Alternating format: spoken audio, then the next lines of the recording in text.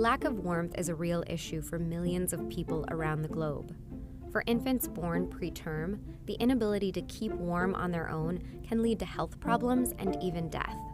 Enter Grace Shaw and her startup Warmilu, which has developed a reusable heat pack that generates warmth in seconds. I started as a material science engineer at the University of Michigan. My team and I, after speaking to over 200 doctors and nurses, we developed a non-electric infant warming pack. An estimated 15 million babies are born preterm each year. And every year, over 1 million of those infants die due to complications resulting from preterm birth, including hypothermia. Warmth is a basic part of thermal care for neonate early survival.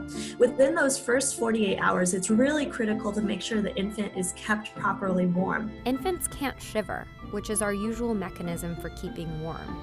Instead, they burn fat, but if too much is burned off, it can lead to developmental problems and higher risk of infection.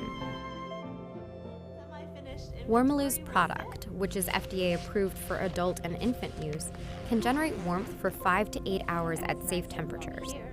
What's actually happening is that we have a high concentration of the phase change material to water, and that creates a supersaturated solution. So it's currently stuck in a liquid state.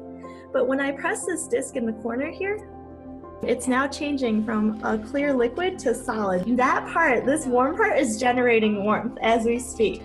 And so we're able to provide instant non-electric warmth. There's no batteries, there's no wires in this. When you're ready to take the pack out, boiling it in a pot of water will help it go back to a room temperature liquid state. This is magic. This is very advanced material science engineering that seems like magic. The pack and blanket cost $110 to $115 depending on size, and Warmilu sells them directly to medical device distributors who serve communities in resource-scarce areas such as Kenya, Somalia, Rwanda, and Burundi.